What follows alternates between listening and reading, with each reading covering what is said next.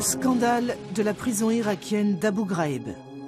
Révélé par le magazine 60 Minutes de la chaîne américaine CBS, ces photos ont fait le tour du monde au printemps 2004, provoquant l'indignation et la colère. Les clichés ont été pris par des soldats américains fiers de leur forfait. Des bad apples, des brebis galeuses, avait alors affirmé le porte-parole de l'armée américaine en Irak aux journalistes de 60 Minutes. Ce soir-là, personne n'était en mesure de contester la théorie des bad apples. Ne jugez pas votre armée sur les actes commis par quelques-uns. À Washington, le scandale d'Abu Ghraib provoque la panique.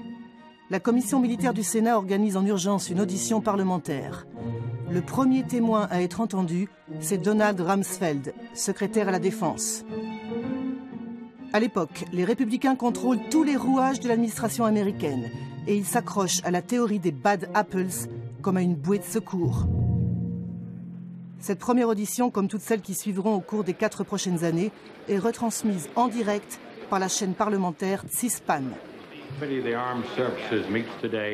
La commission militaire du Sénat commence aujourd'hui une série d'auditions pour recueillir des témoignages concernant les mauvais traitements infligés à des prisonniers irakiens par quelques, je répète, quelques éléments des forces armées des États-Unis violant les lois américaines et internationales. Monsieur le secrétaire. Monsieur le Président, je sais que vous êtes avec moi aujourd'hui pour dire au monde « Jugez-nous par nos actions. Regardez comment les Américains, comment une démocratie traite ses fautes de conduite et le scandale. Constatez la douleur de reconnaître et de corriger nos erreurs et nos propres faiblesses. » Je voudrais savoir, monsieur le secrétaire, si un seul des abus commis en Irak a été encouragé, admis ou permis par le règlement ou la politique du département de la Défense.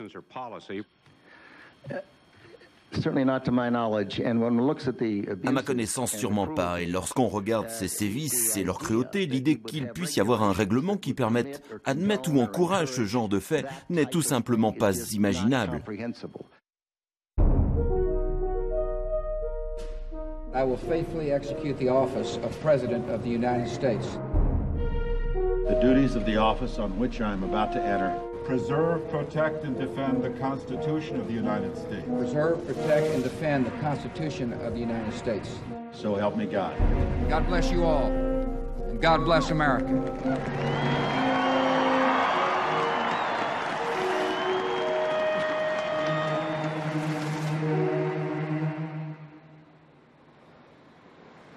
Tout a commencé dans le plus grand secret, peu après les attentats du 11 septembre 2001.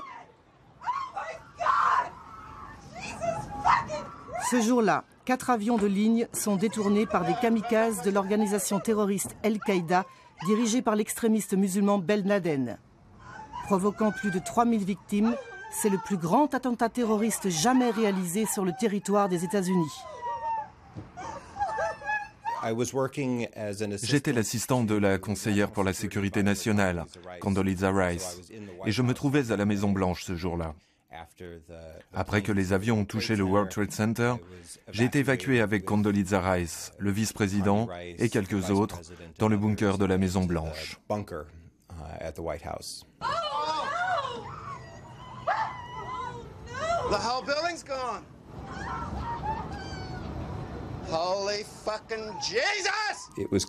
Dès le début, il était clair pour tout le monde que nous étions désormais dans un nouveau paradigme, celui de la guerre contre la terreur.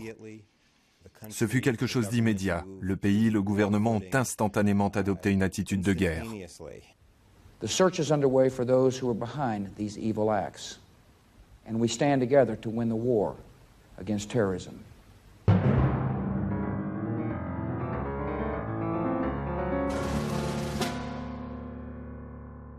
Carte blanche, c'est le mot d'ordre de l'administration républicaine qui se réunit à Camp David, dans la résidence des présidents américains, 4 jours après les attentats. Ces images sont exceptionnelles. On y voit, réunis autour d'une même table, les dirigeants des 4 centres de pouvoir qui conduiront les États-Unis sur le chemin de la torture. D'abord la Maison-Blanche, avec le président George Bush et son vice-président Dick Cheney. Face à eux, Condoleezza Rice, conseillère à la sécurité nationale. Puis le département de la justice, dirigé alors par John Ashcroft. C'est de lui que dépend l'OLC, l'Office of Legal Counsel, le bureau juridique chargé de vérifier la légalité des décisions prises par la Maison-Blanche. Ensuite, le département de la défense ou Pentagone, tenu par Donald Rumsfeld. Enfin, le département d'État ou ministère des Affaires étrangères du général Colin Powell. Ce jour-là, le président Bush ne fait pas dans la langue de bois. We will find those who did it. We will smoke them out of their holes. We will get them running. And we'll bring them to justice. This is an administration that will not talk about how we gather intelligence, how we know what we're going to do, nor what our plans are. The United States will do what it takes to win this war. Nous entendions les termes « guerre contre le terrorisme »,« guerre contre la terreur »,« guerre globale contre la terreur », et nous n'aimions pas ça du tout. En tant qu'ancien militaire, avec 31 ans de service dans l'armée, cela ne me plaisait pas, car on ne fait pas une guerre contre des instruments, on ne fait pas une guerre contre des méthodes, on fait la guerre contre des peuples et des États. C'est une définition très ambiguë, comme la guerre contre la drogue ou la guerre contre la pauvreté, on ne peut jamais gagner contre ça. Nous avons fait part de nos interrogations au Dr Rice et à la Maison-Blanche, et on nous a répondu « c'est de la politique, c'est ce que veut entendre le peuple américain ».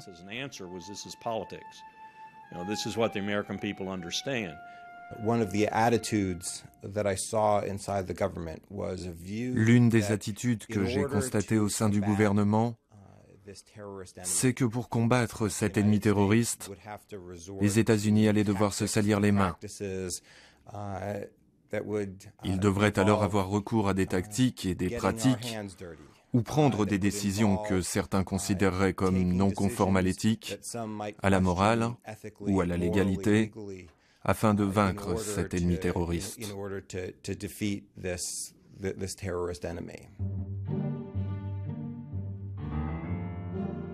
Le lendemain de la réunion de Camp David, le vice-président Dick Cheney annonce clairement la couleur dans une émission très regardée de la chaîne NBC. Mais dans l'émotion des attentats, rares sont ceux qui mesurent le sens de ces paroles.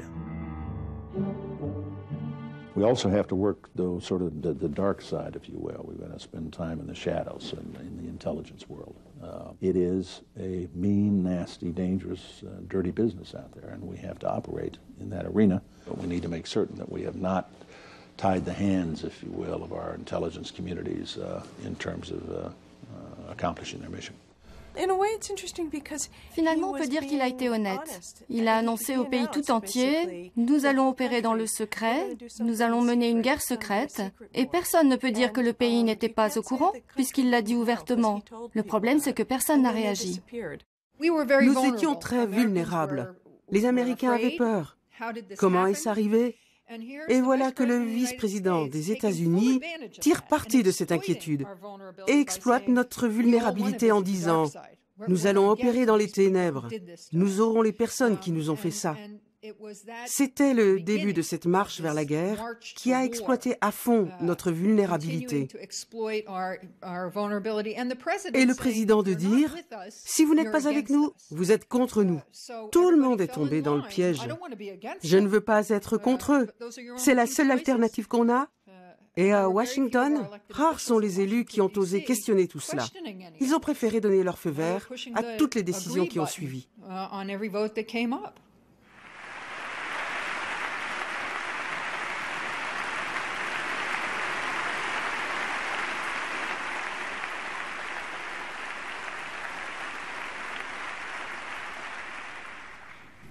Every nation in every region now has a decision to make. Either you are with us or you are with the terrorists.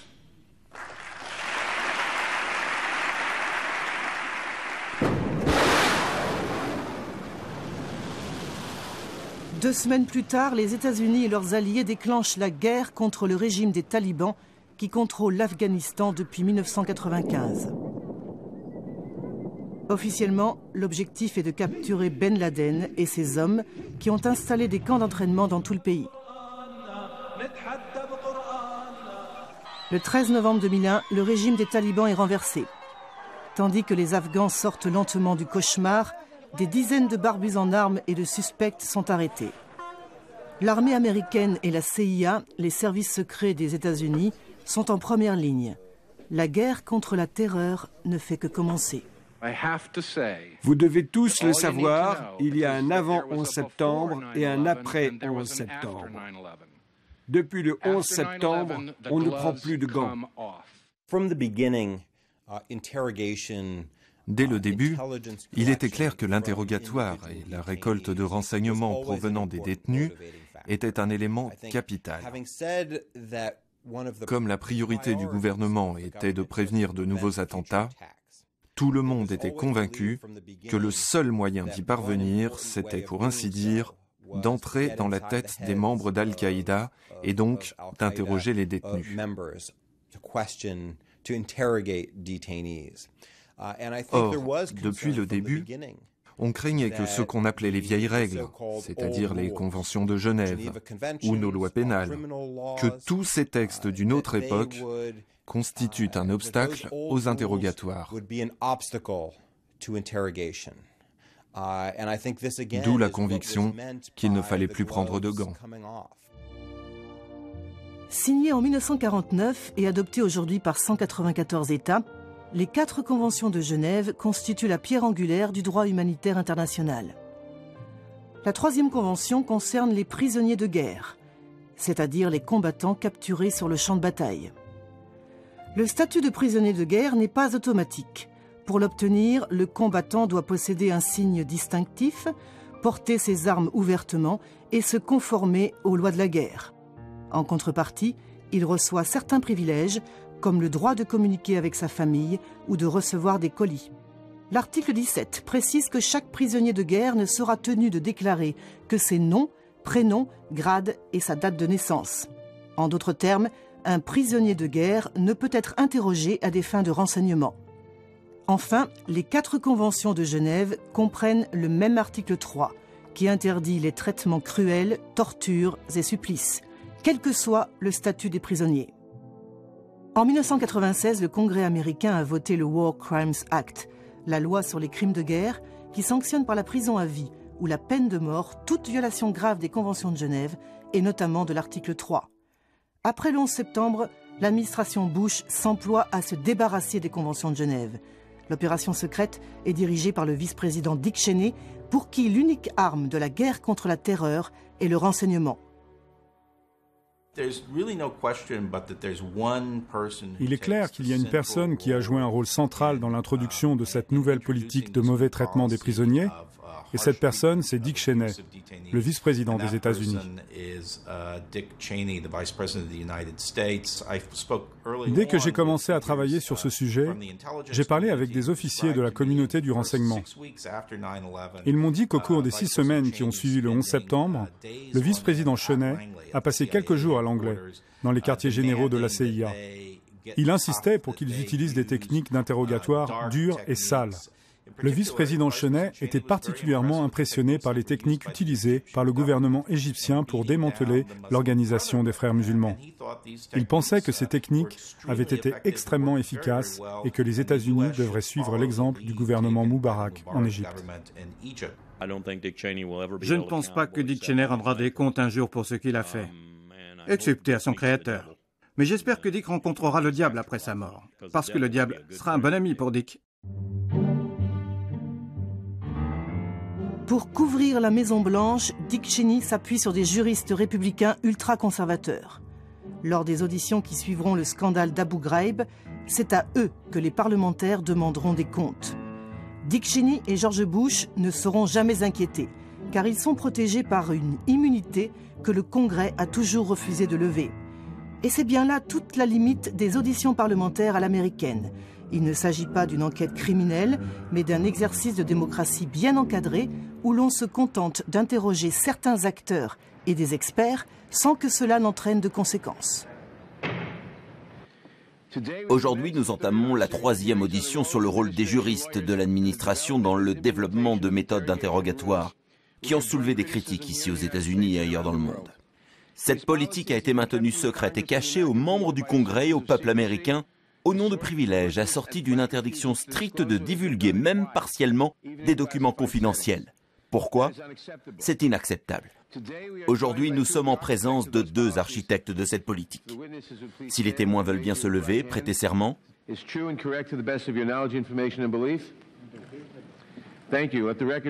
Voici David Addington, le chef de cabinet de Dick Cheney, surnommé Cheney's Cheney, c'est-à-dire le petit chien de Cheney. Et John Yoo, le numéro 2 de l'OLC, le bureau du ministère de la Justice chargé de conseiller juridiquement la Maison-Blanche.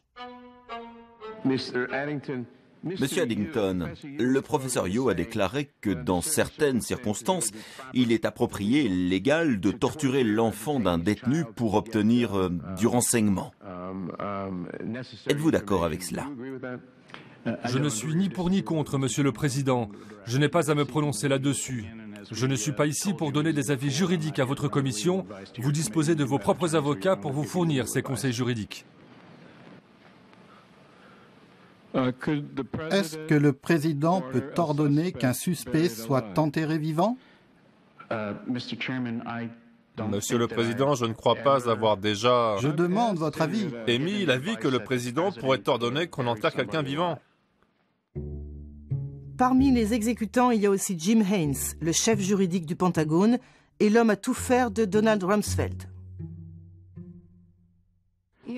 Monsieur Haynes, vous venez de dire que vous étiez le chef des juristes du département de la Défense. Est-ce exact? Oui, madame, c'est exact. Et combien de juristes aviez-vous sous vos ordres? Je vais le formuler comme cela. Il y a plus de 10 000 juristes au département de la Défense. Voici enfin Alberto González, le conseiller juridique de George Bush, qui a joué un rôle clé pour l'autorisation des méthodes de torture. Croyez-vous que d'autres dirigeants du monde auraient le pouvoir d'autoriser la torture de citoyens s'ils la jugeaient nécessaire pour leur sécurité nationale? Sénateur, je ne sais pas quelles sont les lois qui lient les autres dirigeants du monde, donc je ne crois pas être en mesure de répondre à cette question. González, Addington, Haynes et Yoo. Les 4 juristes se retrouvaient régulièrement dans le bureau de John Yoo, qui occupait un poste stratégique à l'OLC. C'est lui qui était chargé de rédiger les avis légaux rendus par le ministère de la Justice sur toute question soulevée par la présidence. Ces opinions, comme on dit dans le jargon, ont force de loi et elles constituent une protection juridique pour la Maison-Blanche. Les mémorandums secrets, concoctés par les 4 juristes, ont été déclassifiés après le scandale d'Abu Ghraib. Ils ont décortiqué la loi en se demandant comment pouvons-nous la tordre pour que l'administration Bush puisse faire des choses qui sont totalement illégales et indéfendables. John Yoo a rédigé de longs mémorandums sous la direction d'Addington et d'Alberto González, ainsi que d'une poignée d'avocats, pour tenter de justifier l'injustifiable. Ils ont essayé de rendre légales des choses parfaitement illégales. Le premier mémorandum secret a été rédigé par John Yoo le 9 janvier 2002. Il écrit que les conventions de Genève ne protègent pas les membres de l'organisation Al-Qaïda ni les talibans, car ceux-ci ont clairement démontré qu'ils ne respectent pas les règles de la guerre, ils refusent de porter l'uniforme et prennent en otage des avions civils. En conséquence de quoi, ils ne sont pas couverts non plus par l'article 3 des conventions de Genève. Ce premier mémorandum est envoyé sous forme de brouillon au département d'État censé donner son avis. Vous souvenez-vous de la réaction de Colin Powell au brouillon? Il voulait appliquer les conventions de Genève à Al-Qaïda et aux talibans. Il pensait que depuis la Seconde Guerre mondiale, nous les avions toujours appliquées, même pour des personnes qui n'avaient pas droit à leurs avantages. Et que c'était dans l'intérêt des États-Unis en général, que c'était bon pour la protection de nos forces, et que nous savions parfaitement comment faire, parce que tout le monde dans l'armée avait été formé pour cela.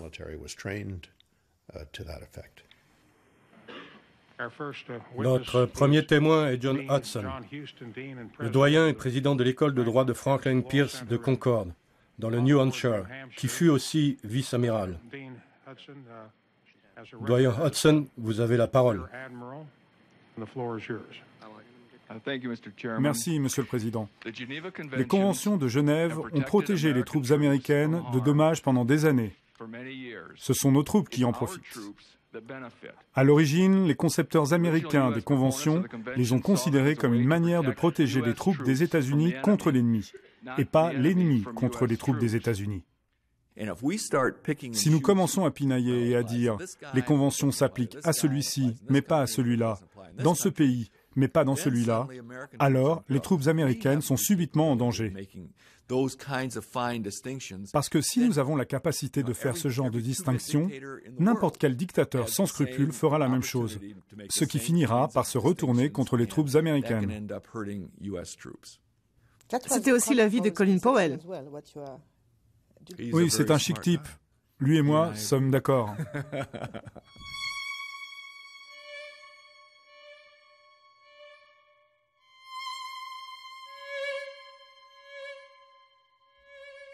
Alors que le mémorandum de John Yoo provoque un bras de fer avec le département d'État, Donald Rumsfeld prépare le terrain de l'opinion publique lors de sa première visite dans le camp de détention de Guantanamo.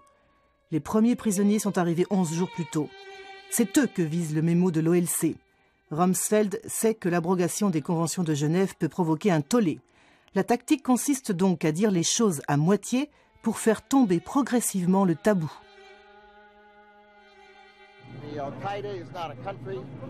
They did not behave as an army. They did not wear uniforms. They did not have insignia. They did not carry their weapons openly. They are a terrorist network, and it would be a total misunderstanding of the Geneva Convention if one considered Al-Qaeda, a terrorist network, to be an army. Le fait qu'il n'ait pas le statut de prisonnier de guerre ne signifie pas, absolument pas, qu'on puisse les traiter de manière inhumaine, ni qu'on puisse les torturer.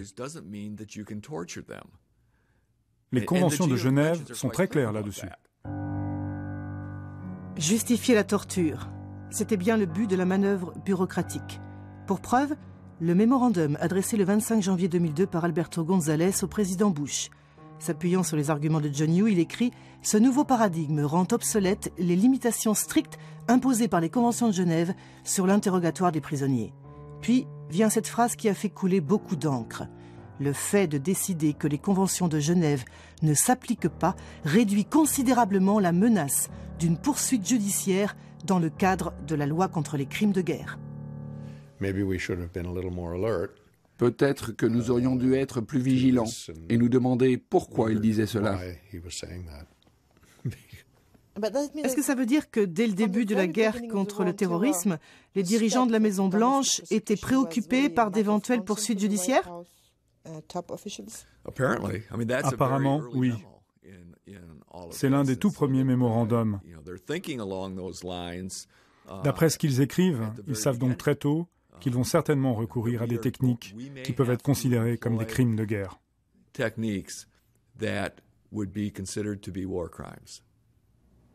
Est-ce qu'ils ont écrit tous ces mémorandums pour se protéger?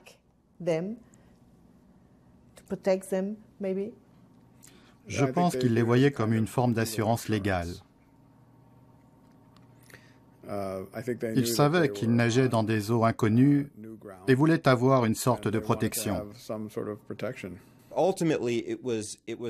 Finalement, c'est le président des États-Unis lui-même qui a pris la décision. Le document clé date du 7 février 2002. Il constitue la base de toute notre politique sur la détention et l'interrogatoire des détenus. Dans cette directive, Bush ne cesse de se couvrir, en rappelant 3 fois que ses décisions sont basées sur les conclusions légales du département de la justice. Puis il introduit une nouvelle notion qui permettra tous les abus, celle de combattants illégaux. Pour endormir les récalcitrants comme Colin Powell, les hommes de Bush ont ajouté une phrase dont l'ambiguïté a été savamment calculée. Les forces armées des États-Unis continueront à traiter les prisonniers humainement dans la mesure où la nécessité militaire le permettra, en accord avec les principes de Genève. Lorsque le mémo a été publié le 7 février et que nous avons pu le lire, Je me suis dit, comme le secrétaire Powell, le sous-secrétaire, William Taft et les autres membres du personnel, que c'était un bon compromis. Le texte disait, selon la nécessité militaire, pour un militaire comme moi, cela signifiait que si je dois faire quelque chose de grave à un suspect terroriste afin de sauver la vie de mes camarades, je pourrais le faire, et que je ne serais probablement pas poursuivi en justice. Cela ne voulait pas dire que je peux, comme cela s'est passé à Bagram, suspendre quelqu'un accroché par une chaleur démente pendant 50 jours jusqu'à ce qu'il meure. En d'autres termes, Colin Powell et le département d'État ont été bernés, ou au minimum anesthésiés par les promesses de Donald Rumsfeld, qui, le lendemain de la directive présidentielle, affirme que la décision de ne pas appliquer les conventions de Genève ne changera rien au sort des prisonniers. Le double langage, l'ombre et la lumière. What will be the impact of these decisions on the circumstances of the Taliban and Al-Qaeda detainees? And the answer, in a word, is none. They will continue to receive 3 appropriate meals a day, medical care, clothing, showers, visits from chaplains, Muslim chaplains as appropriate, and the opportunity to worship freely. It turned out Ensuite, nous n'avons plus jamais participé à aucune des discussions qui ont suivi concernant la légalité des décisions prises. Un certain nombre d'avis juridiques ont été émis sans que nous ayons été consultés. Donald Rumsfeld n'avait pas confiance, ni l'envie, ni le désir de travailler avec le département d'État. Pour être franc, je pense qu'il était très jaloux de la célébrité de Colin Powell, tout comme l'était Dick Cheney. Est-ce que le département d'État a été mis sur la touche?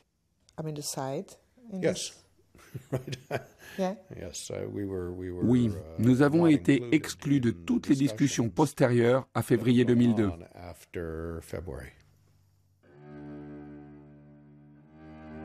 Sur le terrain, en tout cas, les gants tombent définitivement.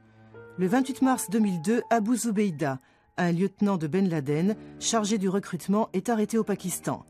La CIA le transfère dans un black site, une prison secrète en Thaïlande, pour l'interroger.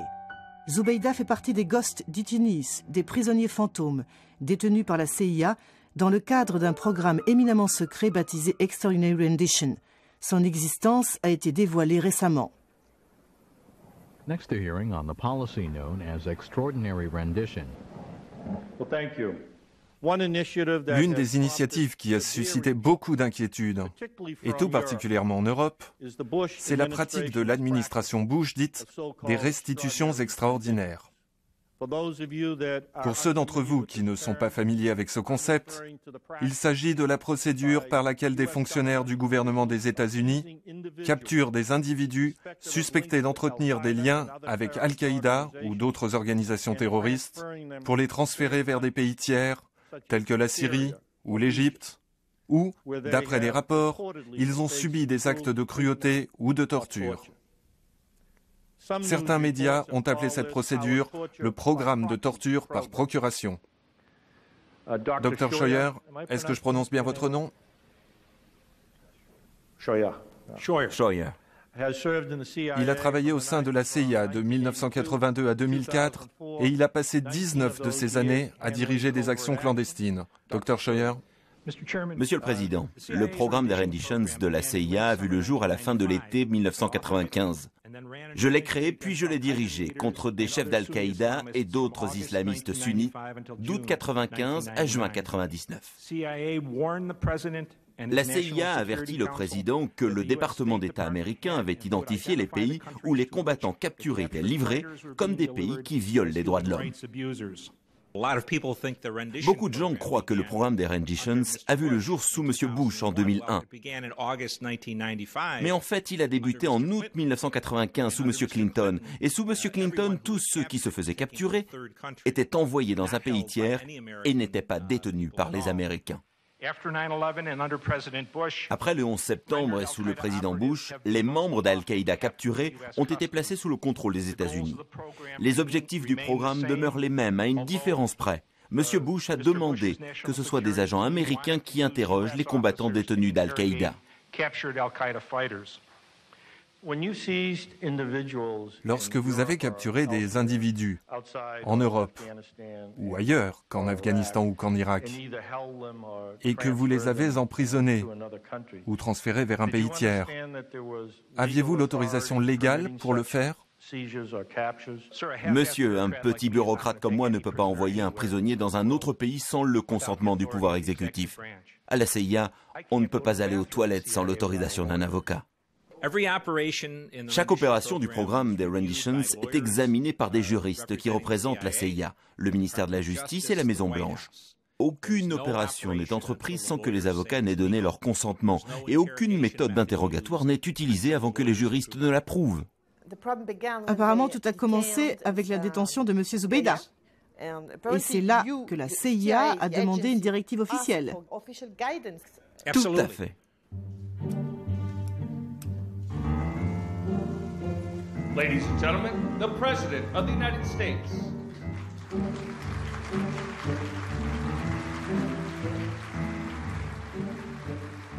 Le sort d'Abu Zubeida a été évoqué personnellement par le président Bush en septembre 2006, au moment où il a annoncé son transfert vers la prison de Guantanamo après 4 ans d'emprisonnement secret. Il en a profité pour justifier les méthodes d'interrogatoire utilisées par la CIA contre le prisonnier fantôme. We knew that Zubeida had more information that could save innocent lives. But he stopped talking. As his questioning proceeded, it became clear that he had received training on how to resist interrogation. And so the CIA used an alternative set of procedures.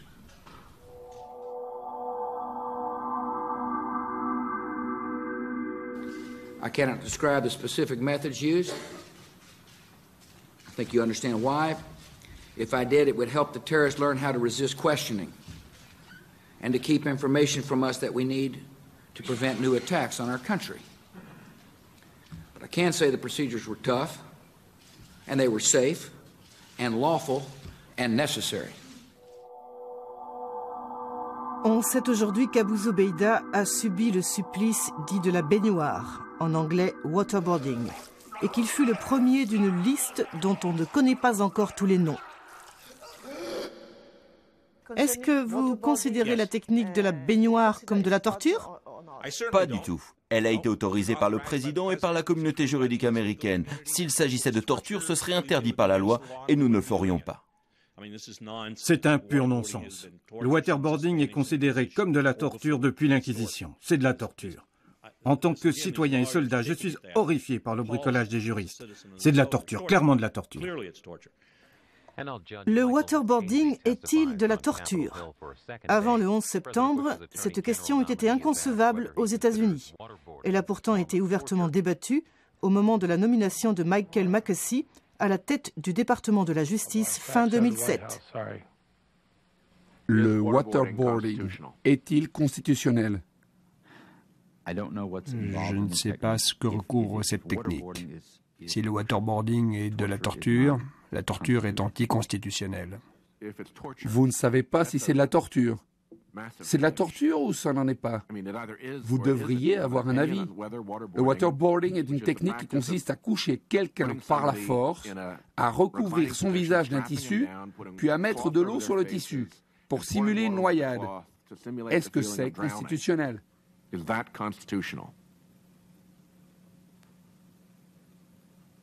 Si cela atteint le niveau de la torture, c'est anticonstitutionnel. Votre réponse est très décevante. Elle est purement sémantique. Désolé. Après le 11 septembre, la CIA n'a pas voulu se contenter d'un simple OK verbal pour éviter les débandades du genre « on n'a jamais dit cela ».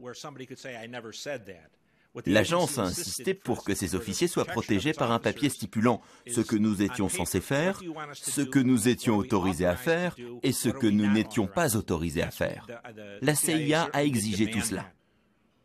C'était une protection pour vos agents. Oui, pour nos officiers.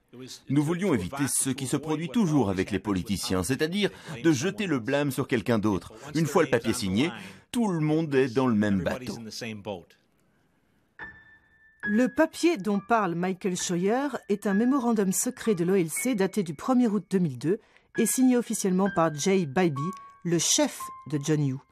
Surnommé le mémo de la torture, ce texte s'emploie à contourner l'interdiction absolue de torturer, entérinée par la Déclaration universelle des droits de l'homme de 1948, puis par la Convention contre la torture, approuvée par les Nations Unies en 1984 et ratifiée par les États-Unis 10 ans plus tard. Qui a vraiment écrit le mémo de l'OLC? Mystère. Diverses sources assurent que c'est John Yoo avec l'aide de David Addington. La seule chose qui est sûre, c'est que le mémo de la torture était adressé à Alberto González et donc à la Maison-Blanche. D'après un article paru dans le Washington Post, la CIA vous a demandé un avis juridique concernant le seuil de douleur qu'un agent des renseignements pouvait infliger à un détenu sans violer la loi de 1994 prohibant la torture. L'article du Post stipule que vous avez présidé plusieurs réunions où diverses techniques d'interrogatoire ont été abordées. Ces techniques incluaient la menace de se faire enterrer vivant ou de subir le supplice de la baignoire. Est-ce que la CIA vous l'a demandé ? Je ne me souviens pas exactement si c'est moi qui ai demandé ce mémo, si c'était une demande de la CIA ou si la CIA s'est adressée à moi. Je ne m'en souviens plus, sénateur. Vous n'avez aucune note, aucune information, aucun résumé qui nous éclairait sur une question aussi importante et aussi lourde de conséquences ? Je suis certain que nous avons eu des discussions à ce sujet. Au bout du compte, le mémo a été accepté parce qu'il s'agissait de la position et de la décision finale de l'OLC. L'astuce du mémo de l'OLC consiste à redéfinir la torture en plaçant la barre si haute que rares sont les actes qui entrent dans la définition. Pour qu'une souffrance physique soit considérée comme de la torture, il faut qu'elle soit équivalente en intensité à la souffrance qui accompagne une blessure physique sévère, comme la défection d'un organe, l'altération d'une fonction corporelle ou même la mort. La parole est maintenant à M. Ko, le doyen de l'école de droit de Yale. Ayant moi-même travaillé à l'OLC, je comprends la pression que subissent ceux qui rendent des avis juridiques comme celui-ci. Cependant, d'un point de vue professionnel et en tant que professeur de droit et doyen d'une faculté de droit, je dois dire que le mémo de Bybee représente l'avis juridique le plus erroné que j'ai jamais lu. J'ai examiné les rapports rédigés par les États-Unis sur la torture infligée par les troupes de Saddam Hussein. Plusieurs techniques y sont dénoncées comme la menace de viol ou le fait de faire tomber de l'huile bouillante sur quelqu'un ne répondent pas aux critères définis dans le mémo, alors qu'elles étaient clairement considérées comme de la torture lorsqu'elles étaient commises par Saddam Hussein. J'ai une question. Ne croyez-vous pas que quelqu'un puisse souffrir le martyre sans que cela provoque la défaillance d'un organe ? Un exemple, le fait de couper les doigts de quelqu'un n'entrerait pas dans votre définition de la torture ? Je ne me souviens pas avoir lu que ce niveau de douleur était nécessaire pour que ce soit considéré comme de la torture. À mes yeux, se faire couper les doigts ressemble à de la torture. Quelles conséquences entraîne cette remise en cause de l'interdiction de la torture pour les États-Unis et le reste du monde ? Quand un pays ordinaire torture quelqu'un, on se dit que c'est une violation des droits de l'homme, mais les standards ou les normes restent les mêmes. Mais quand une superpuissance comme les États-Unis viole une norme aussi fondamentale que la prohibition de la torture, cela tend à dégrader la prohibition elle-même. On trouve aujourd'hui un peu partout dans le monde des pays qui justifient l'usage de la torture en invoquant ce que Bush a fait. Moi-même, j'ai rencontré récemment le Premier ministre égyptien à qui je dénonçais la torture infligée à des suspects arrêtés dans le Sinaï. Et sans hésiter une seconde, il m'a dit « Mais c'est ce que Bush a fait ». Révélé par la presse peu après le scandale d'Abu Ghraib, le mémo de la torture représente le document le plus compromettant de l'administration Bush. Cette pièce à conviction pourrait envoyer ses auteurs en prison pour complicité de crimes de guerre.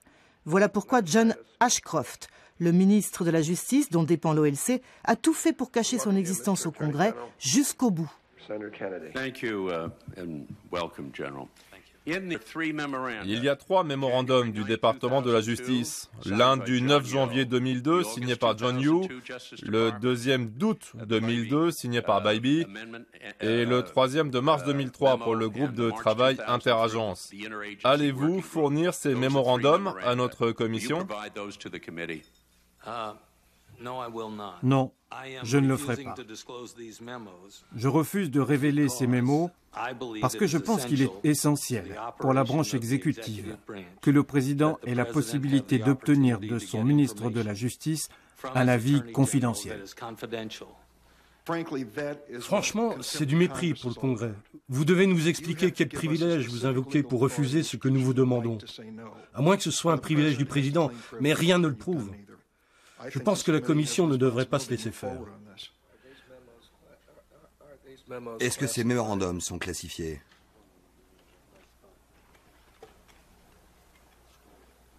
Apparemment, le ministre de la Justice tient une conférence dans les coulisses pour préciser sa position.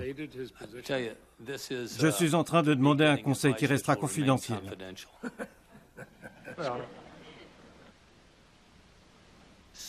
Certains de ces mémos sont peut-être classifiés d'une certaine manière pour certaines raisons. Merci, Monsieur le Président. Monsieur le ministre, je sais que ce n'est pas un jour facile pour vous et nous apprécions votre présence ici. Je pense qu'il y a sans doute peu de personnes dans cette salle ou en Amérique qui pensent qu'on ne doit jamais utiliser la torture, surtout quand des milliers de vies sont en jeu. Prenons une hypothèse, nous apprenons qu'une bombe nucléaire a été cachée quelque part dans une ville américaine. Et nous estimons qu'une forme de torture, y compris très sévère, peut nous donner une chance de trouver la bombe avant qu'elle n'explose. Je suis sûr que la majorité des Américains et des sénateurs seront d'accord pour dire « Faites ce que vous avez à faire ». Le problème, c'est que cela doit être très sérieusement encadré et rendu public. Dans ce cas, je suis convaincu que toutes les personnes raisonnables comprendront.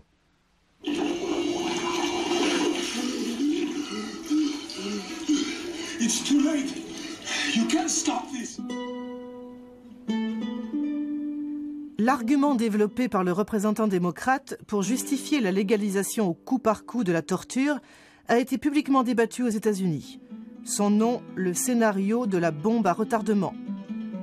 L'organisation Human Rights First a édité un DVD intitulé Torture en prime time qui montre la banalisation de cet argument à la télévision.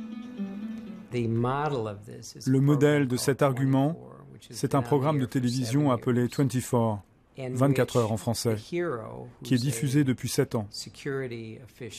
Le héros est un agent de renseignement américain du nom de Jack Bauer, qui passe au moins plusieurs minutes par heure à torturer quelqu'un pour obtenir de l'information sur une bombe à retardement.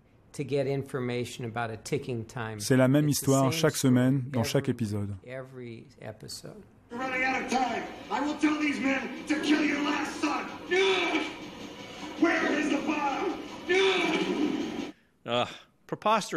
C'est un argument grotesque.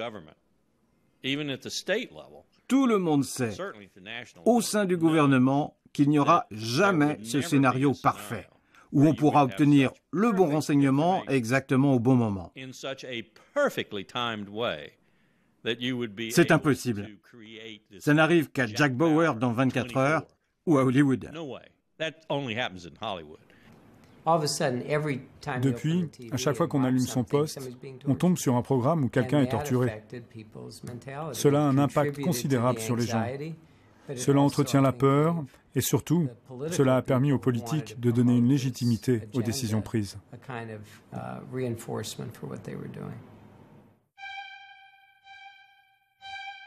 Au moment où la CIA reçoit le feu vert de l'OLC, à Guantanamo, le Pentagone multiplie les pressions sur les services de renseignement de l'armée, chargés d'interroger le Saoudien Mohamed Al-Qahtani. Soupçonné d'être le 20e terroriste des attentats du 11 septembre, il a été arrêté en Afghanistan, puis transféré sur la base de Guantanamo en janvier 2002. Pendant 6 mois, les officiers de renseignement militaire respectent les consignes du manuel de campagne de l'armée qui interdit les interrogatoires coercitifs. On sait aujourd'hui que Donald Rumsfeld a décidé de passer outre en détournant un programme militaire secret baptisé SEER et destiné à entraîner les forces spéciales américaines à résister à la torture. Mon nom est Malcolm Nance. Je suis un ancien membre des services de renseignements américains. Pendant que je servais ma nation, j'ai eu l'honneur d'être accepté comme instructeur pour le programme de la marine. Survie, évasion, résistance et secours, l'école SEER. Le programme SEER a été créé à la fin des années 1950, après la guerre de Corée.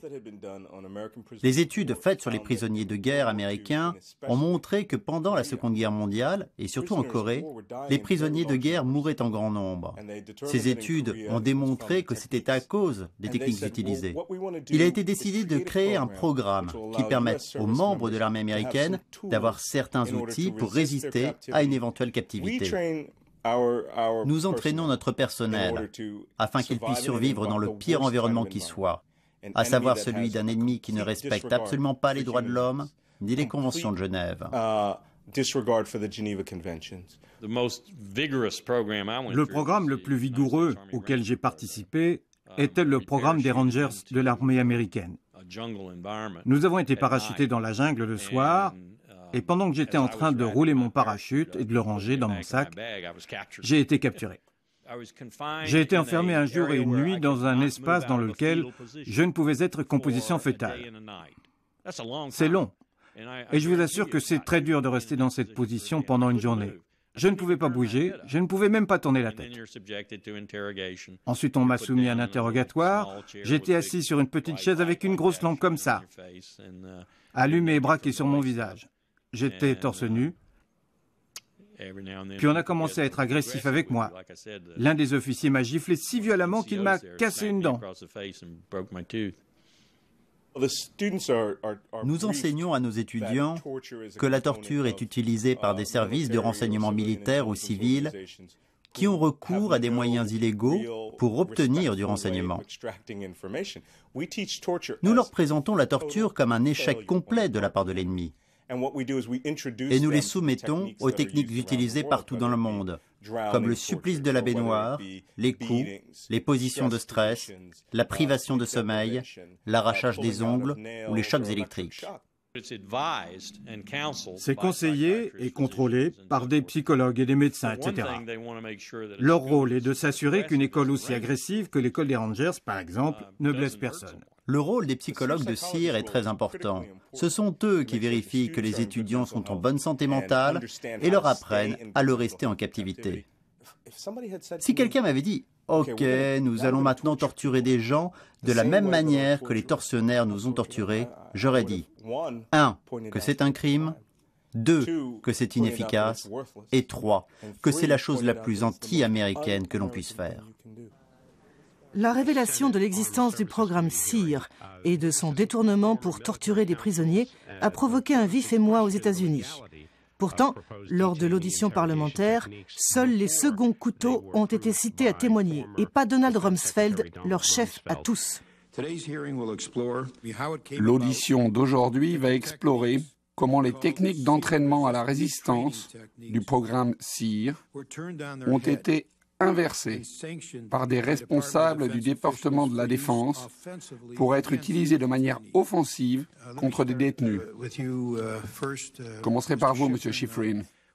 Lorsque vous étiez l'avocat général adjoint chargé du renseignement au département de la Défense, vous avez eu des discussions avec votre supérieur, Jim Haynes, concernant la question des interrogatoires durant le printemps ou l'été 2002. Est-ce exact?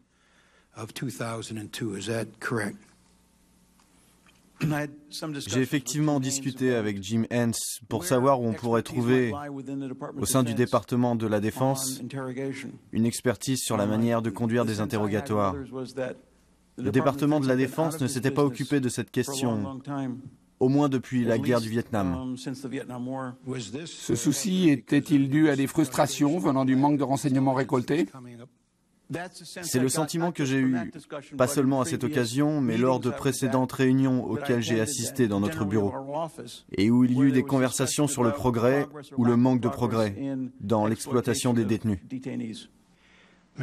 Monsieur Haynes, avez-vous demandé à Monsieur Schifrin d'obtenir des informations sur les techniques SEER? Monsieur le Président, 6 ans se sont passés depuis l'été 2002 et ma mémoire n'est pas parfaite. Ma mémoire n'est pas parfaite même pour des événements plus récents. Alors pour ce qui s'est passé il y a 6 ans, c'est sûrement le cas. Ce dont je me souviens de l'été 2002, c'est qu'il régnait au sein du gouvernement une grande inquiétude concernant la possibilité d'une autre attaque terroriste à l'approche du premier anniversaire du 11 septembre. Il y avait aussi une conviction largement répandue que les prisonniers arrêtés par les États-Unis pendant la guerre contre la terreur ne donnaient pas autant de renseignements que souhaités. Vous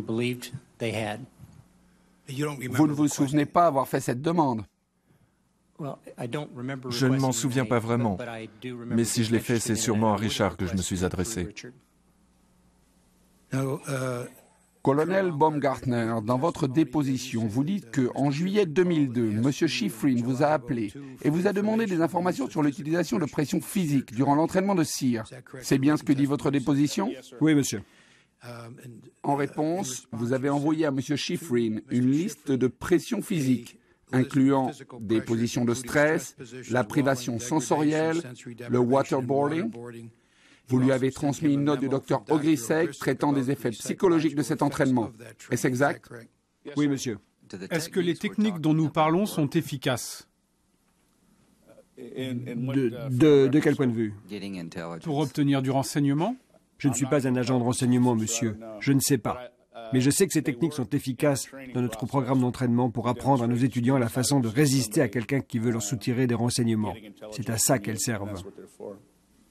Docteur, d'après vos études, est-il juste d'affirmer qu'on peut faire dire presque n'importe quoi à n'importe qui si on use de brutalité pendant un certain temps? Je dirais que c'est vrai, mais que c'est aussi le problème. On peut leur faire dire n'importe quoi. Vous avez dit dans un journal que vous aviez vous-même subi le supplice du waterboarding? Oui, effectivement. Vous ne pouvez pas enseigner à l'école SERE sans avoir subi vous-même toutes les techniques. Donc, comme cela faisait partie de ma formation, sans savoir que cela allait arriver, j'ai subi le waterboarding. C'est comment? Oh, c'est horrible. Vous vous noyez. Vous vous noyez dans un environnement très contrôlé, mais vous vous noyez lentement. On vous dit que si vous ne répondez pas à la question, la torture va continuer, ce qui est douloureux. À ce stade, vous êtes prêt à dire n'importe quoi. Vraiment? Oh oui. Vous êtes prêt à dire que le haut est en bas, que le noir est blanc, tout ce qu'ils veulent que vous disiez. Vous finissez par avouer en sachant pertinemment que c'est une fausse confession. Le 27 novembre 2002, Jim Haynes rédige un mémorandum qui restera dans l'histoire comme le mémo de Rumsfeld. Il propose 3 catégories de techniques, la première étant la moins agressive, la troisième la plus agressive. Toutes ces techniques, dites d'interrogatoire dur, sont inspirées du programme SERE. L'usage de positions de stress, comme rester debout pendant un maximum de 4 heures.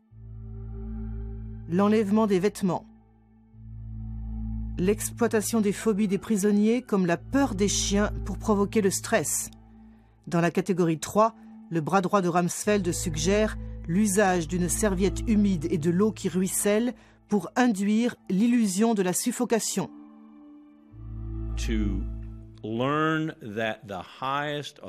Apprendre que la plus haute instance de votre gouvernement a non seulement fermé les yeux sur ces atrocités, mais les a demandées.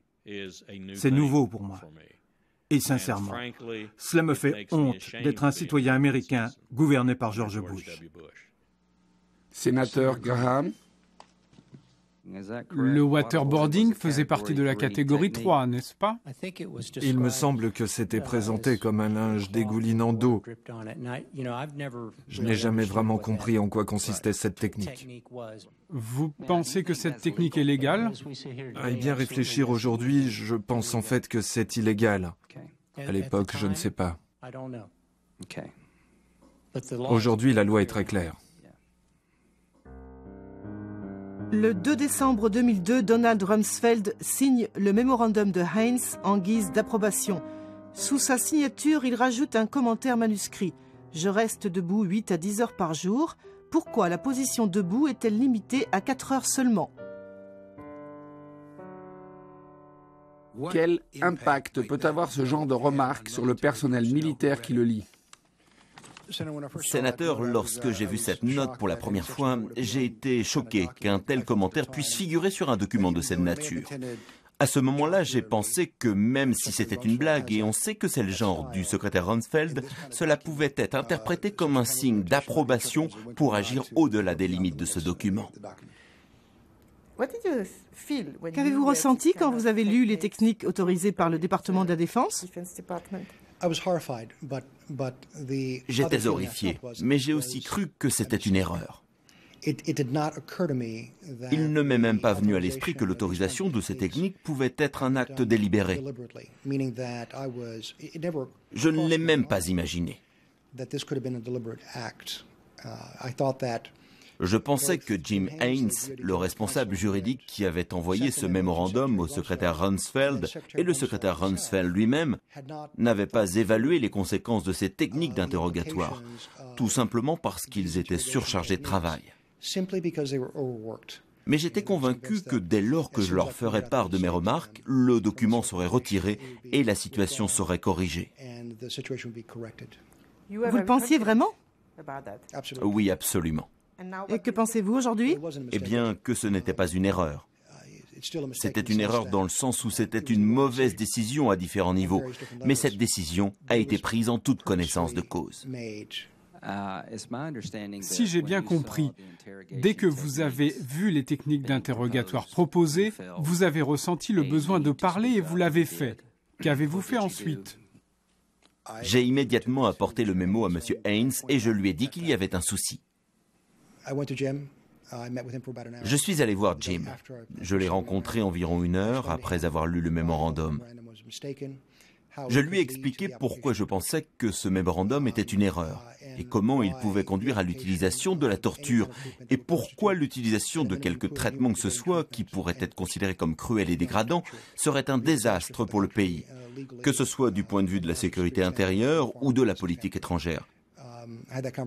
Jim a très peu parlé, il a seulement dit qu'il ne pensait pas que ce mémorandum organisait un système de torture. J'ai aussi discuté de cela avec les juristes de l'armée de terre et de l'air. Tous pensaient aussi que cette directive était illégale et représentait une grande erreur pour le pays. J'avais donc reçu un soutien énorme de la part des différents corps d'armée qui s'opposaient à l'application de ces techniques d'interrogatoire. Monsieur Haynes, je voudrais passer en revue avec vous les commentaires des différents corps d'armée.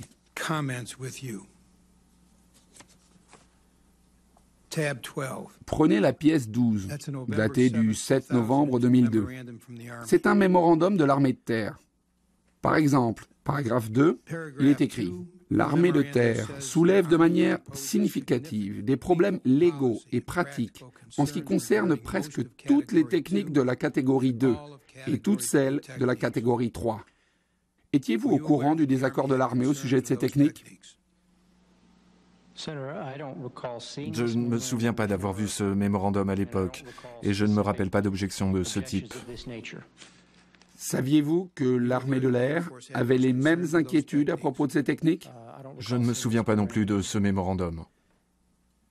Vous avez soigneusement ignoré les mémos des juristes militaires adressés à votre bureau. Vous les avez soigneusement ignorés. Vous dites que je les ai ignorés. Oui, vous les avez ignorés. Mais si je ne les ai pas vus, je n'ai pas pu les ignorer. Vous saviez qu'il y avait des inquiétudes. Pourquoi ne pas avoir demandé à voir ces mémos ? Je vous ai dit que je ne savais pas que ces mémos existaient. Vous ne saviez pas que ces mémos existaient ? Sénateur, je ne me souviens pas les avoir vus ni avoir eu connaissance de leur existence. C'était il y a 6 ans. J'ai dû voir des millions et des millions et des millions de pages d'informations pendant les 7 années où j'ai fait ce travail.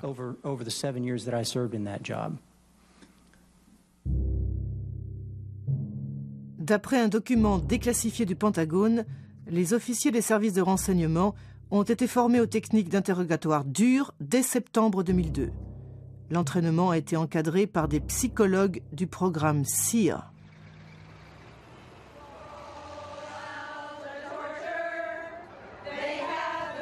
La participation de psychologues dans la transmission des méthodes de torture a provoqué une vive polémique au sein de l'APA, l'Association américaine de psychologie.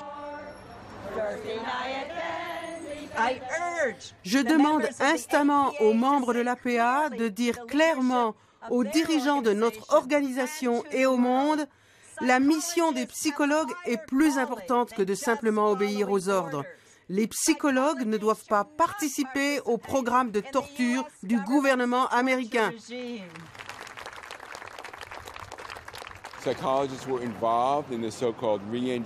Les psychologues ont été impliqués dans ce qu'on appelle le retournement des méthodes utilisées pour entraîner les soldats américains à résister à la torture, pour qu'elles soient appliquées de manière offensive sur les prisonniers. Ils font aussi partie des fameuses équipes scientifiques de consultation comportementale qui participent aux interrogatoires en fournissant un encadrement et des conseils. Est-ce que les psychologues ont assisté aux séances de torture? Malheureusement, la plupart des documents sont encore classifiés. Dans un cas, pourtant, nous avons la confirmation qu'un psychologue était présent en donnant des conseils. Et il y a aussi des médecins impliqués. Dans un cas que nous avons étudié, le prisonnier avait l'épaule démise, après avoir subi le supplice de la suspension, et un médecin lui a remis l'épaule en place pour que la torture puisse continuer. En novembre 2002, le général Geoffrey Miller est nommé à la tête du camp de détention de Guantanamo surnommé Gitmo. C'est lui qui introduira les techniques d'interrogatoire dures, destinées aux prisonniers de grande valeur, comme on les appelle dans le jargon. Mohamed El-Qahtani est le premier sur la liste. Pendant 51 jours, les tourments qu'il subit sont consignés dans un rapport d'activité dont des extraits ont fini par fuiter. 20 décembre, le détenu est mis à nu. Il dit qu'il n'aime pas que les femmes regardent son corps nu. L'interrogateur lui demande de faire le beau, de marcher et d'aboyer comme un chien. La présence d'un psychologue et d'un médecin est notée à plusieurs reprises. 27 novembre, le surveillant place le détenu dans un fauteuil tournant pour le maintenir éveillé selon la suggestion du major L. Le major Lezo était le chef des psychologues à Guantanamo. La vérité, toute la vérité, rien que la vérité. Sénateur Reid. Merci, Monsieur le Président. Général Miller, on rapporte qu'à Guantanamo, vous avez établi une liste comprenant 72 techniques de stress et de contrainte. Elles incluent des variations de température extrême, la privation de nourriture, cagouler le détenu pendant des jours entiers, l'isolement du détenu nu dans le froid et des cellules sans lumière. Est-ce exact? Monsieur, c'est totalement faux. Ça ne s'est jamais produit? C'est totalement faux. OK.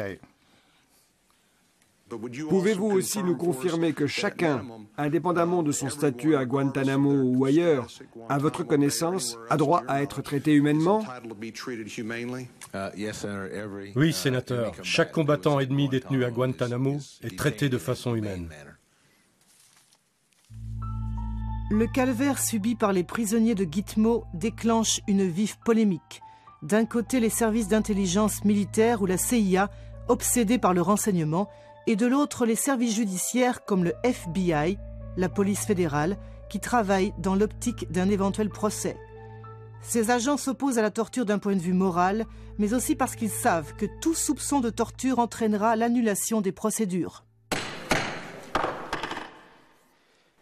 Mon nom est Amrit Singh. Je suis avocate à l'ACLU, l'Union américaine pour les libertés civiles, et je conseille la partie plaignante dans le procès qui oppose l'ACLU au département de la Défense. Nous avons déposé plainte contre la rétention injustifiée d'informations et notre action a contraint le gouvernement à rendre public plus de 100 000 pages de documents concernant le traitement des prisonniers retenus à l'étranger par les États-Unis, et j'ai personnellement passé en revue tous ces documents. Par exemple, dans un document du gouvernement, un agent du FBI décrit ceci. À plusieurs reprises, je suis entrée dans les salles d'interrogatoire et j'ai trouvé des prisonniers pieds et poings liés, couchés en position fétale sur le sol, sans eau ni nourriture. La plupart du temps, ils avaient uriné et déféqué sur eux-mêmes, ayant été laissés là de 18 à 24 heures ou plus. Une autre fois, l'air conditionné avait été éteint, ce qui faisait probablement monter la température de la pièce à plus de 38 degrés. Le détenu était presque inconscient sur le sol, avec un tas de cheveux juste à côté de lui. Il s'était apparemment lui-même arraché les cheveux pendant la nuit. Les agents du FBI observaient ça et étaient vraiment choqués. Certains ont essayé de rapporter ces faits du mieux qu'ils ont pu. Je pense que si cela s'était passé n'importe où ailleurs, il y aurait eu des arrestations, car c'est une violation évidente de la loi fédérale. Le général Miller, qui, à ce que j'ai cru comprendre, n'était pas un agent de renseignement, était responsable de cet endroit. Et je ne sais pas de qui il recevait ses conseils, mais ce n'étaient pas de bons conseils. Il y a eu beaucoup de débats et de conflits entre le FBI, qui observait tout ça, et les militaires. Et la position militaire était, et je cite, « Soit tu diriges, tu nous suis, ou tu dégages. » Apparemment, le FBI a été écarté à Guantanamo. Vous le confirmez? Oui. Finalement, le FBI a été écarté.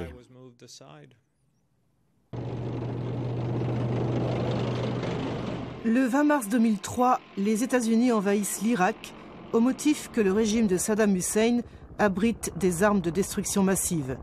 Un mensonge d'État qui coûtera la vie à des centaines de milliers d'innocents.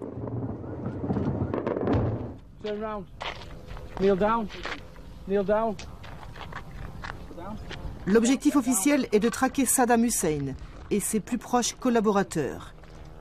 Mais très vite, l'occupation déclenche une insurrection qui tourne à la guerre civile. In a free Iraq, there will be no more wars of aggression against your neighbors. No more poison factories.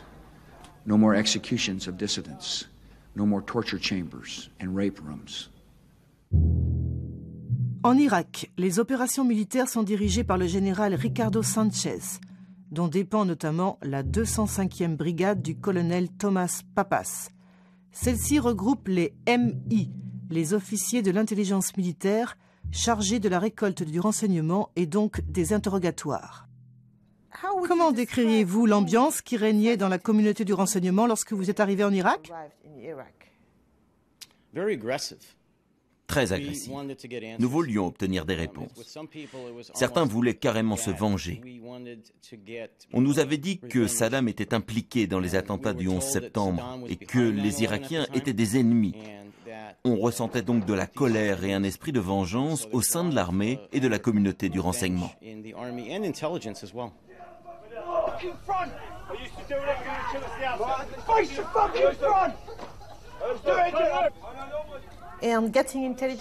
Le renseignement représentait une obsession?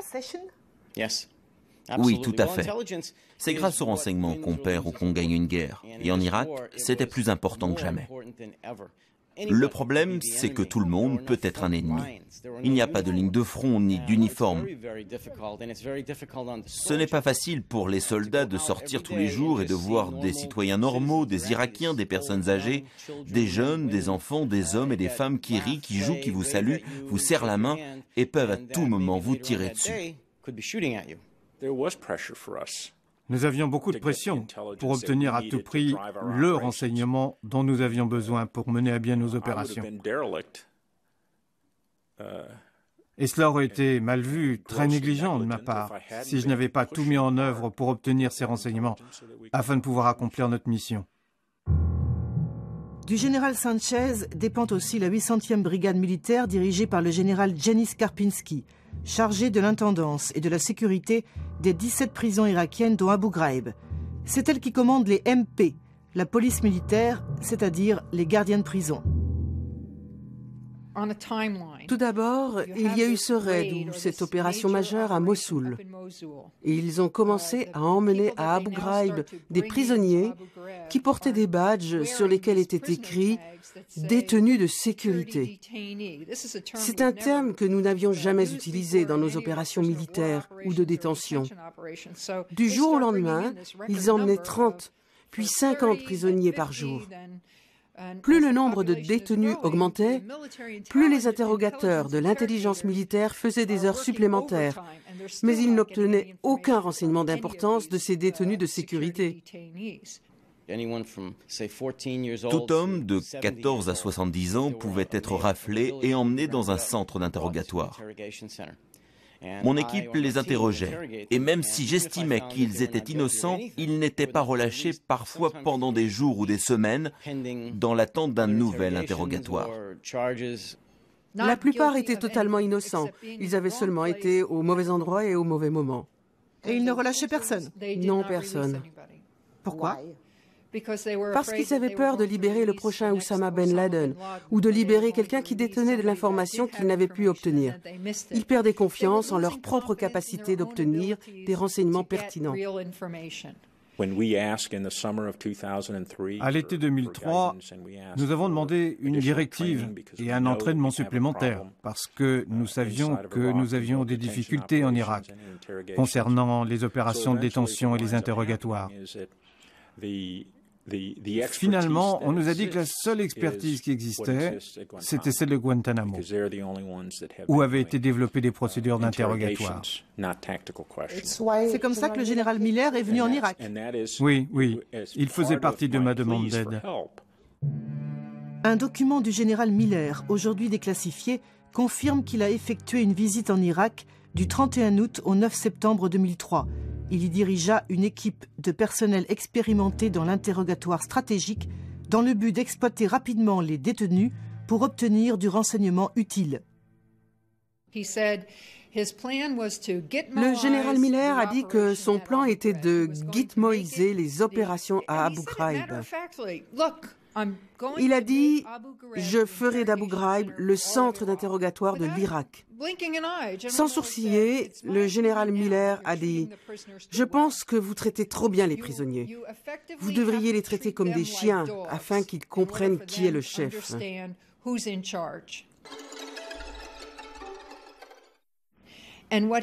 Il voulait que la police militaire prépare les conditions pour des interrogatoires efficaces, de manière à ce que les interrogateurs puissent obtenir le renseignement plus rapidement.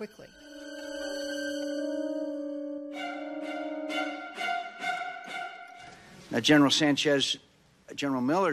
Sanchez, le rapport du général Miller contenait des observations et des recommandations. Je cite l'une d'entre elles. Il est essentiel que les gardiens participent activement au conditionnement des prisonniers pour une exploitation plus efficace des détenus. Suis-je exact, Général Sanchez? Oui, sénateur. Général Miller? C'est exact, sénateur. Général Miller, pensez-vous que votre instruction ait été mal comprise? Je ne le pense pas, sénateur. Mais d'après le rapport du général Taguba, plusieurs soldats impliqués ont témoigné. Soldat numéro 1, question. Est-ce que des agents de la MI, l'intelligence militaire ou toute autre agence du gouvernement vous ont déjà demandé d'amadouer un prisonnier avant son interrogatoire? Réponse. Oui, ils m'ont parfois demandé de montrer une attention toute particulière à un détenu. Soldat numéro 4, avez-vous entendu dire que l'intelligence militaire suggérait que les gardiens abusent des détenus d'une manière ou d'une autre? Oui. Qu'est-ce qu'on vous disait? Réponse. Il disait, cassez ce mec pour nous, assurez-vous qu'il passe une mauvaise nuit et qu'il ait le bon traitement. Vous voyez où je veux en venir, Général Miller? Il y a dû y avoir un problème quelque part. Monsieur, à mon avis, c'est un problème de leadership sur la façon dont les actions subséquentes ont pu se dérouler. Mais je n'étais pas présent à ce moment-là. Donc il serait difficile pour moi de donner un avis fiable. Général Sanchez, s'il vous plaît. Sénateur, je voudrais clarifier quelque chose. Le général Miller n'a donné aucun ordre. C'est moi qui ai donné les ordres, monsieur. C'est à vous que j'aurais dû poser la question. Merci aux témoins. 5 jours après la visite du général Miller, le général Sanchez signe une directive intitulée « Interrogatoire et contre-résistance ». Il précise qu'il l'a calquée sur celle mise en place à Guantanamo. Cette directive est destinée au colonel Pappas, à qui le général Sanchez a confié la direction des gardiens aux grandes dames du général Janis Karpinski. Sur la liste figurent les positions de stress, l'isolation pendant plus de 30 jours, la présence de chiens pour exploiter la peur des Arabes et maintenir la sécurité pendant les interrogatoires. Les chiens doivent être muselés.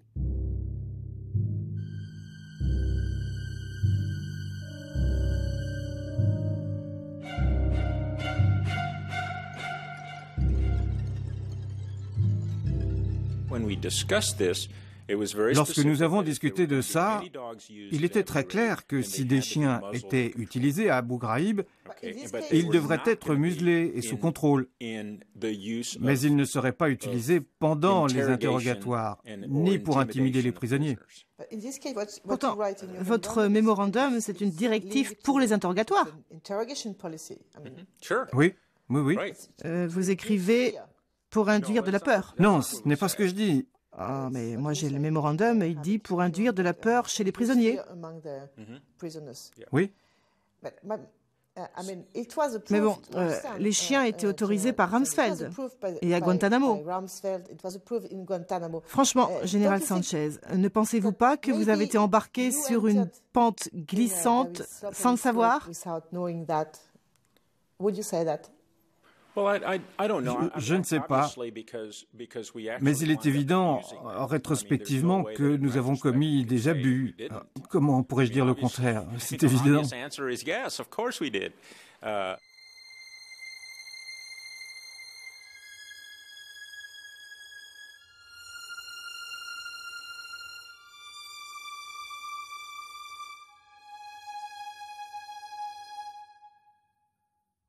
Vous souvenez-vous de la première fois où vous avez vu les photos d'Abu Ghraib?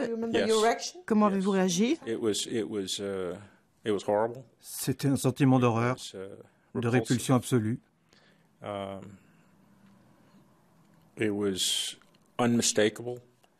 Nous en avons référé dans les 48 heures au plus haut niveau du Pentagone. Et cela a aussitôt provoqué une inquiétude énorme à Washington, où l'on craignait que les photos fuitent avant le discours à la nation de janvier 2004, car on avait bien mesuré la gravité du problème. L'histoire des photos d'Abu Ghraib a été reconstituée par le journaliste Mark Benjamin, qui travaille pour Salon, un journal d'investigation en ligne. Tous les clichés ont été pris pendant la nuit, entre le 17 octobre et le 30 décembre 2003. Début janvier, un gardien remet un CD des photos au CID, la section d'investigation de l'armée qui déclenche une enquête administrative. La cagoule et les positions de stress. Ce sont 2 techniques approuvées par le secrétaire à la Défense. Cet homme s'appelait Al-Jamadi, un prisonnier que la CIA a amené à Abu Ghraib le 5 novembre 2003 pour l'interroger dans la salle de douche. Il est mort pendant l'interrogatoire, il a été placé dans de la glace puis évacué le jour suivant. L'armée a conclu que c'était un homicide, mais personne n'a été poursuivi. La raison pour laquelle il y a eu une investigation, c'était les photos. Le seul problème, c'était les photos. Au plus haut niveau du Pentagone, il y a eu une volonté concertée de présenter les abus à Abu Ghraib comme un incident isolé, perpétré par des brebis galeuses, et l'investigation a contribué à conforter cette thèse.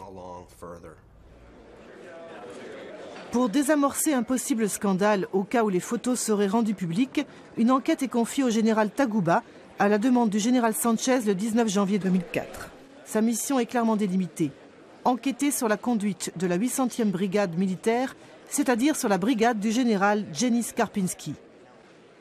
Témoignant aujourd'hui devant nous, le major général Antonio Taguba de l'armée américaine du centre de commandement des forces terrestres de la coalition. Quel est l'officier de plus haut rang que vous avez interrogé? Dans mon enquête, le général Janis Karpinski. Vous n'avez pas interrogé le général Sanchez ou... Non. Donc, ce qui s'est passé au-dessus du général Karpinski est encore à écrire.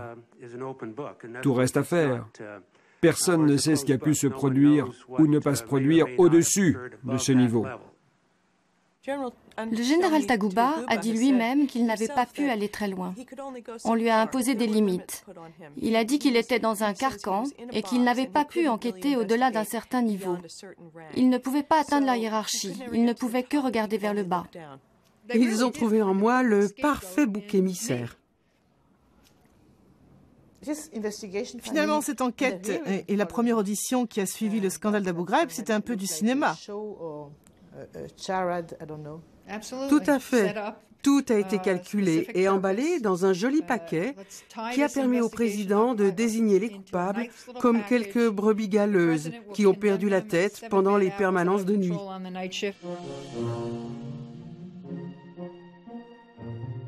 Quand le 28 avril 2004, le magazine 60 Minutes publie les fameuses photos, Donald Rumsfeld dégaine aussitôt la couverture préparée par le Pentagone. Il invoque l'enquête du général Taguba et annonce que 9 gardiens seront jugés devant une cour martiale et que le général Karpinski a été dégradé au rang de colonel. Ce qu'il ne sait pas, c'est que son mensonge, sous serment, ouvrira la boîte de Pandore. Je demande à nos témoins de se lever. La vérité, toute la vérité, rien que la vérité, et que Dieu vous vienne en aide. Oui, je le jure.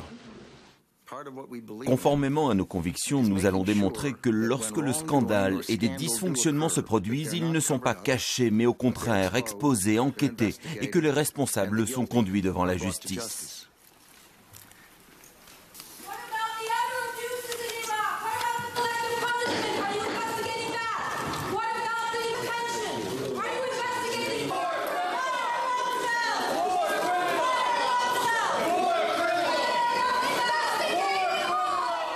Abu Ghraib a permis d'ouvrir les vannes. Quand les photos d'Abu Ghraib ont été publiées, le gouvernement a tout de suite soutenu qu'il n'y avait pas de politique de mauvais traitement et qu'il ne s'agissait que de brebis galeuses. Il y a des gens à l'intérieur de l'administration qui savaient que cela n'était pas vrai et qui ont voulu que le monde le sache. Mais ils n'ont pas parlé, ils se sont contentés de faire parvenir les mémorandums à la presse, n'est-ce pas ? C'est vrai que la plupart n'ont pas parlé. Ce fut plutôt une rébellion intérieure silencieuse. Ils ont seulement voulu qu'on sache la vérité parce qu'il régnait une atmosphère de peur. Il n'était pas facile de s'opposer ouvertement car la moindre critique de cette politique était considérée comme antipatriotique ou trop tendre avec le terrorisme. Politiquement, c'était très compliqué d'être un dissident dans ce pays. Oui, c'est vrai qu'il y avait un sentiment de peur qui imprégnait l'institution, qui a fait que nous n'avons pas fait ce que nous sommes censés faire en tant que chefs pour protéger nos soldats. Oui, comme se lever et dire stop. Oui, comme se lever au bon moment pour faire ce qu'il faut. Est-ce que vous assumez une part de responsabilité? Bien sûr, je ne peux pas faire autrement. Certaines choses se sont produites sous mon commandement. Le général Mamouche a été tué sous mon commandement. L'usage des chiens a eu lieu sous mon commandement. Je reconnais très clairement que nous avons torturé, que nous avons maltraité des gens. Cela restera à jamais une défaite stratégique pour notre pays. Et il sera très difficile pour nous de retrouver l'autorité morale que nous avions avant de nous être éloignés des conventions de Genève.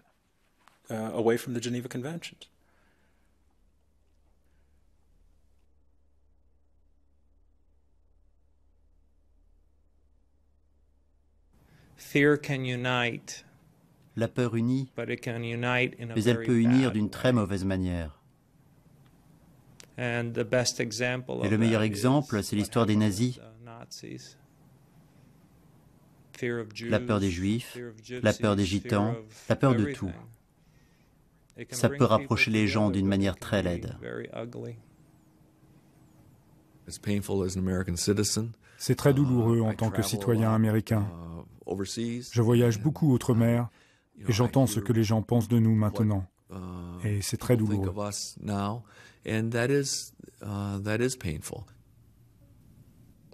Tout ça parce que quelques idéologues ont voulu se comporter comme des cow-boys. Ce n'est pas mon pays. Je le rejette. Le fait que nous ayons traité de manière inhumaine des prisonniers, à Abu Ghraib, Guantanamo ou ailleurs, restera très longtemps comme une tache sur l'histoire de notre pays. Vous avez tous ces innocents qui ont été traités de la sorte à Abu Ghraib. Et vous pensez qu'ils vont rentrer chez eux et devenir ensuite vos amis? Jamais de la vie. Ils vont devenir des insurgés, des terroristes. Voilà ce que nous avons fait en Irak. Ma déception par rapport à l'institution militaire et au Pentagone et par rapport à tout ce qu'ils ont fait à nos soldats est si profonde que jamais je n'aurais imaginé en arriver à ce point-là dans ma vie. Il n'y a aucun doute, nous avons commis des crimes de guerre. À ce jour, ceux qui nous ont conduits sur cette pente sinistre n'ont toujours pas rendu de compte.